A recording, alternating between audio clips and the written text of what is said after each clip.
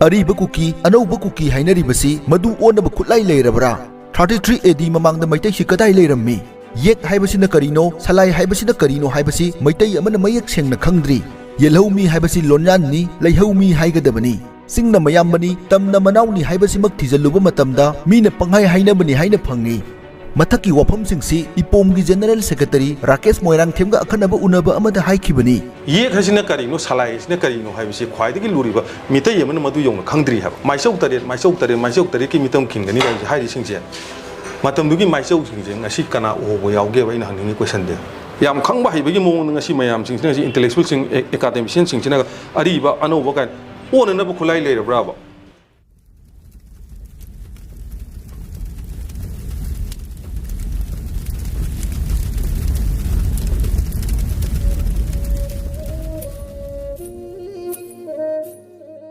Ozang asi IPOM na sinbiduna akogi All India UPSC Civil Service Examination da 921st rank lakraba Christopher gi reception grand welcome ama Manipur da heg Manipur gi airport da heg tarapaga oza hona sinbigre sigidamok ozabu haninga litana thagachari. Thank you.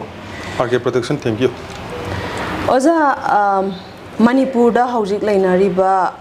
crisis matamjida haijarage hekta. Crisis matamjida akoina kuki harakana pumna mapu supne hek ubaje masida aimol gumba atopa furuk macha kayana akoidi kuki da chandena di haijaba wakhal pikpa haigadra natraga Manipur da irang je adum continue to haningba mioi kanglu kharana amuk aimol je makoida amuk chingjalakana makoi buju irang je da chingchana be heke khotna baje sigi matang da ozagi bo wakhalon amta thambi masi aigi oinadi aina huji pawta ina culture da ina research torpada ina phangjabo ai finding da haijab dare masi kanang mun sa ai multi cookie ne na claim tong no su yauri masi madu pumlan lan ma pone maram de prehistoric matam dagi first century matam dagi ai mol si yek salai le fur pam ne ba aroga moi si matam dugi ai khoini thiri bi wat pa hai tare lotion da bai tare ba maram makhoi missing yamni hengkat pa yada fur adumaina laigi wayen hajab tare hoje adumaina to na khoi tarau gumba aimol adagi chiru adagi sum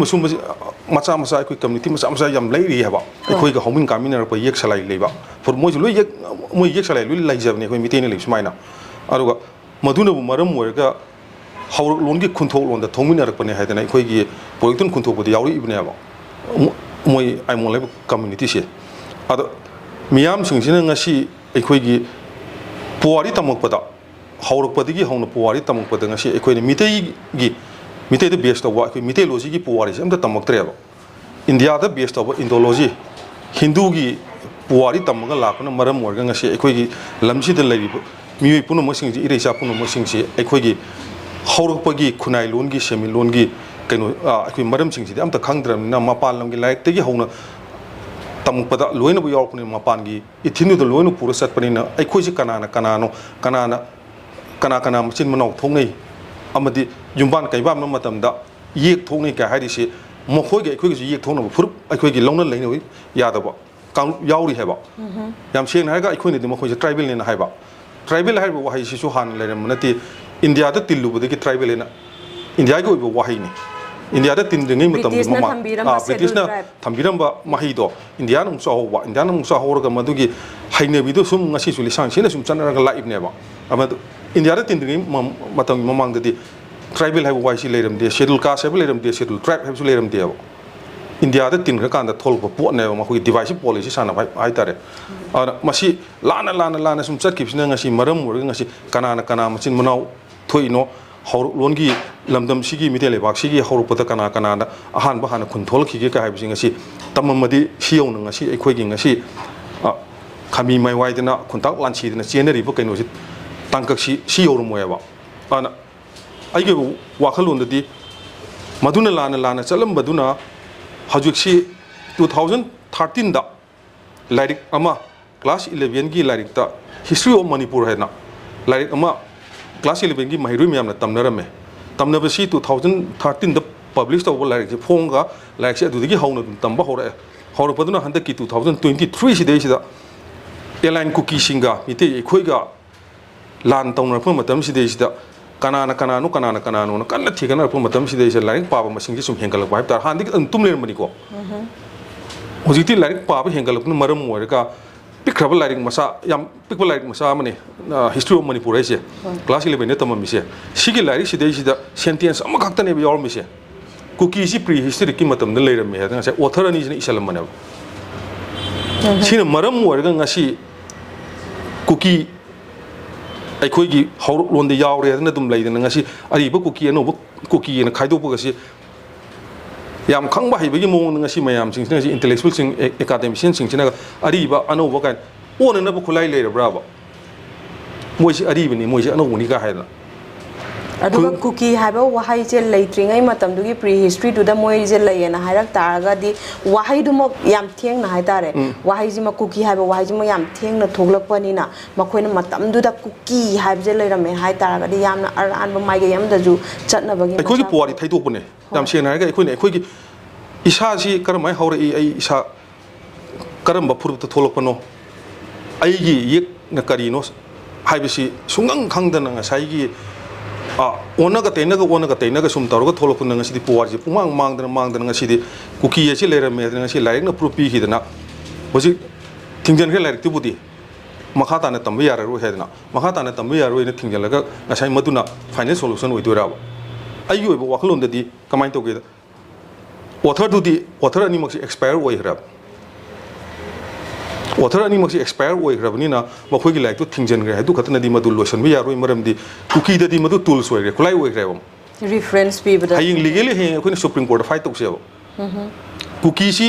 prehistory ki matam da lerame singa sagi history of manipur duna proof bidoina akhoi ji madu kamai kaktar kaduri ge akhoi gi thijaliba research scholars singina so areba mafam da chalaga sungthi thideo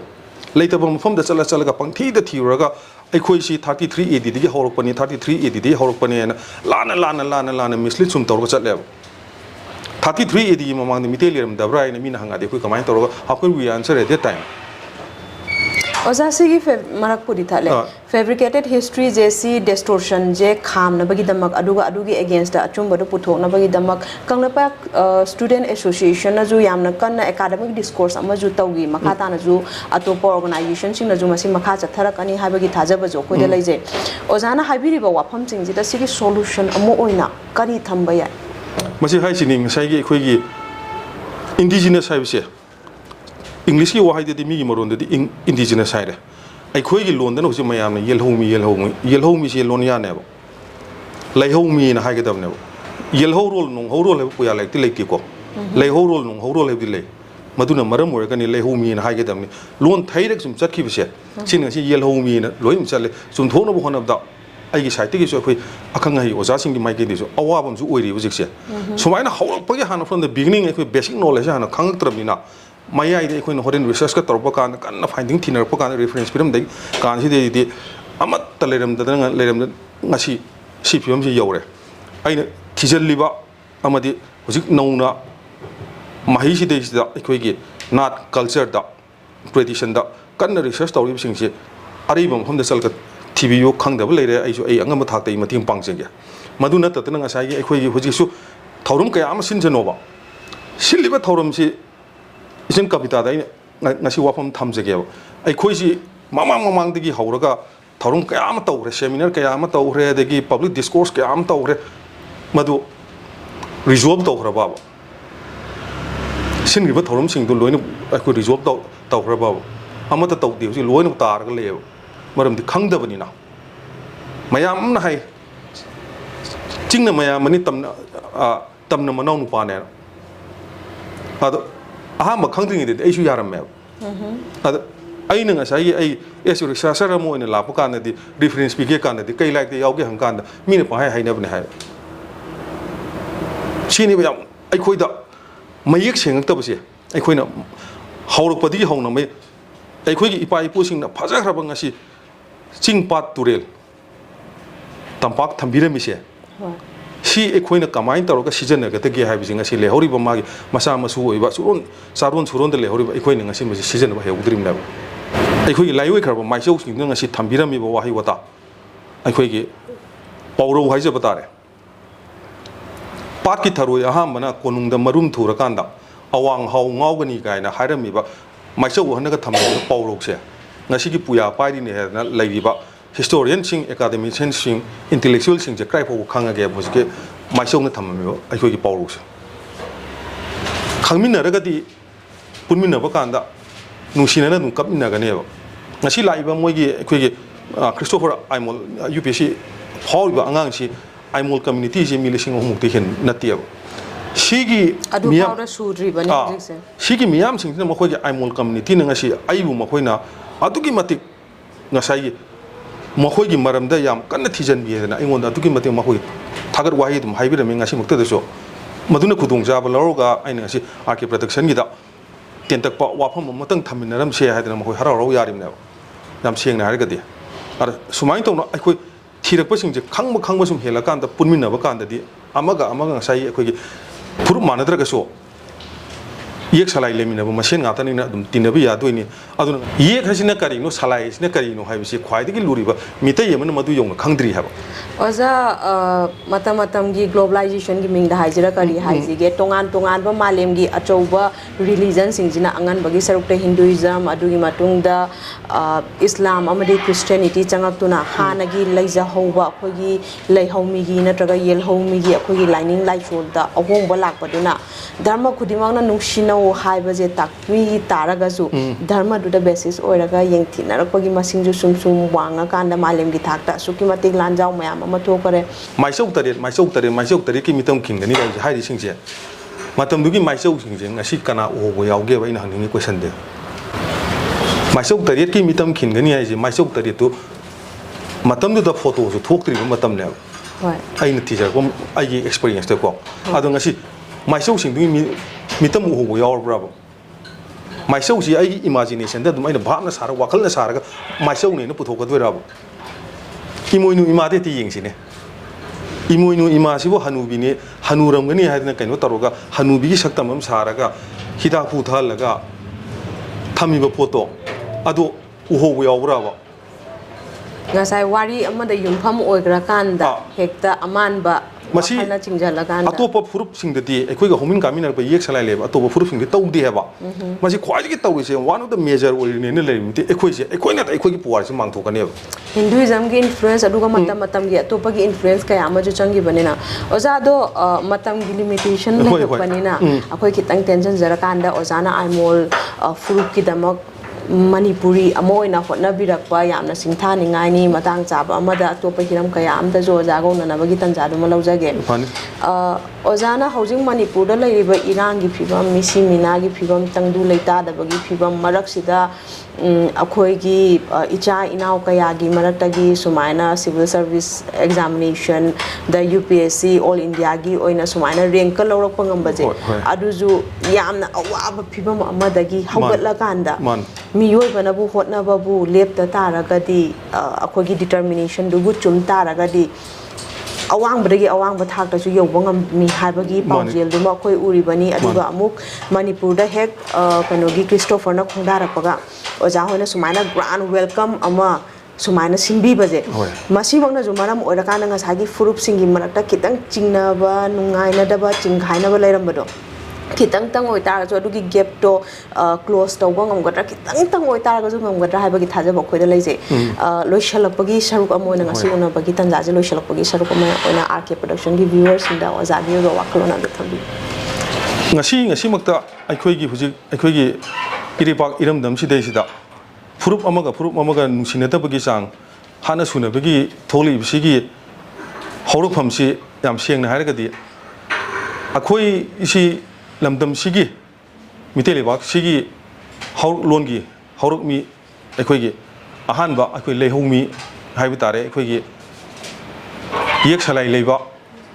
ꯆꯍꯤ 5,500 ꯁꯨꯖꯜꯂꯛꯑꯕ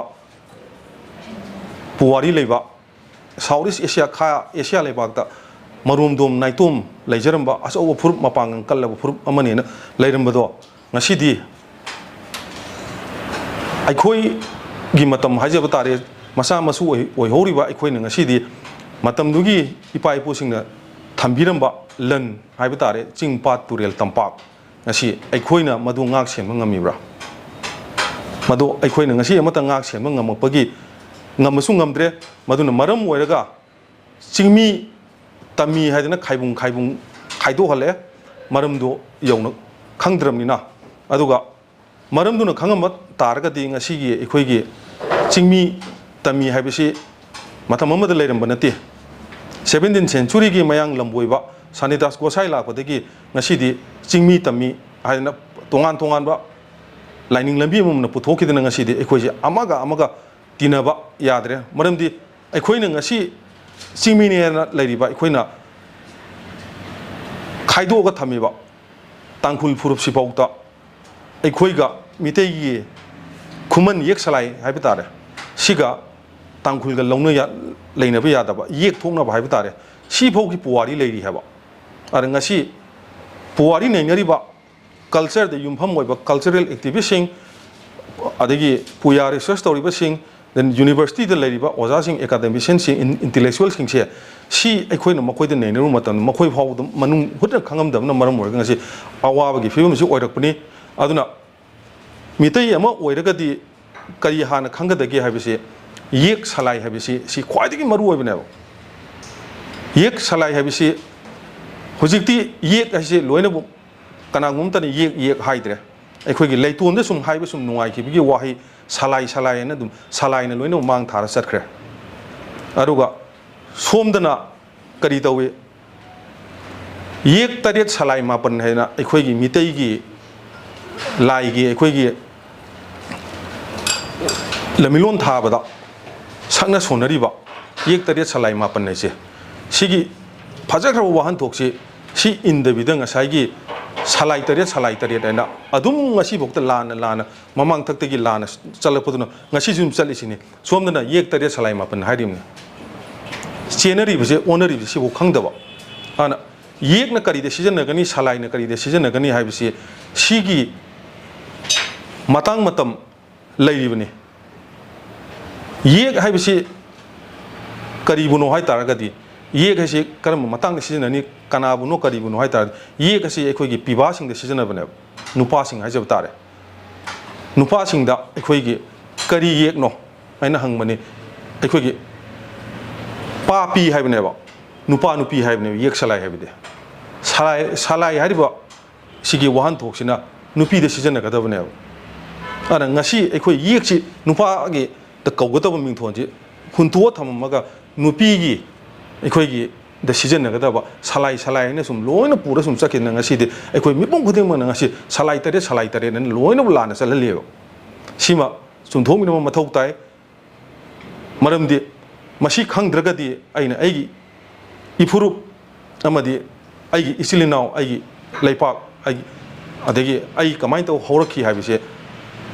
khangbadusu wagani aduga irepa iramdam ifurup karmaina kangani habise ju madu khangdraga di madu kanmang amagi mongon madu gi thona pangal su leiroi haba maram khangdabduna maram orga maduna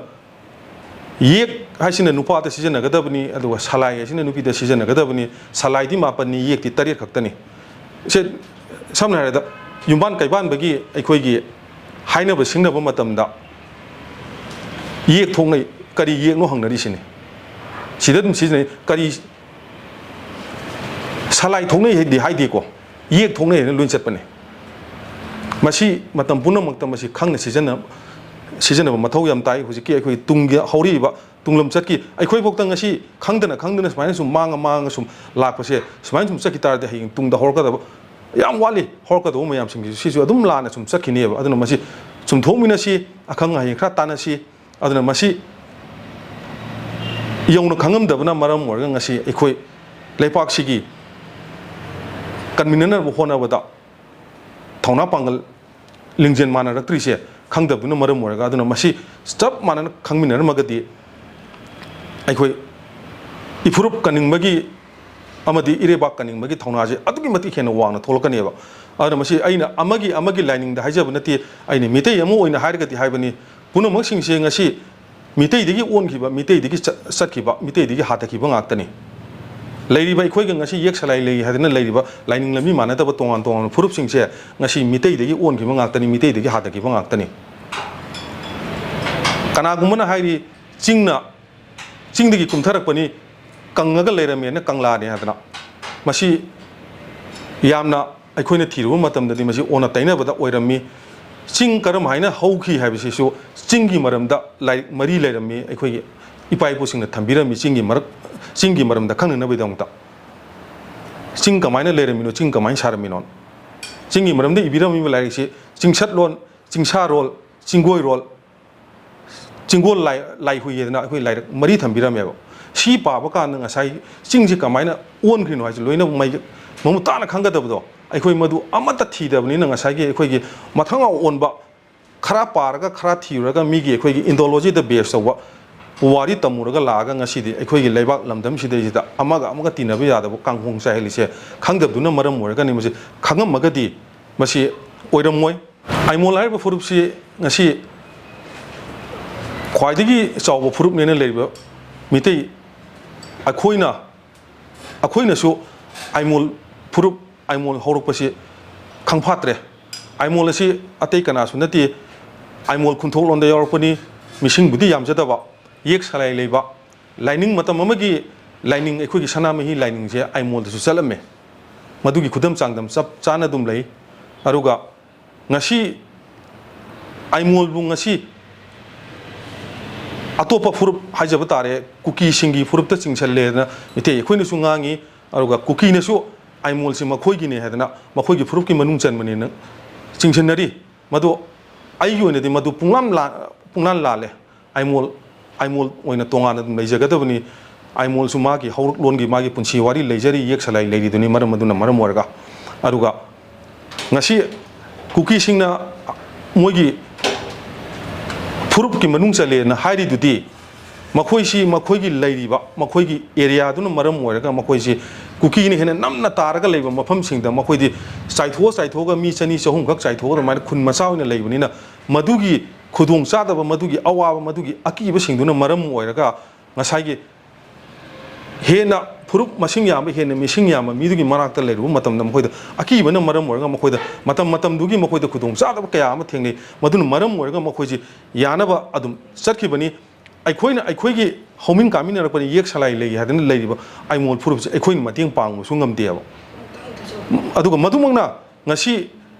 आइमोल की community दगी 2023 की union public service commission दा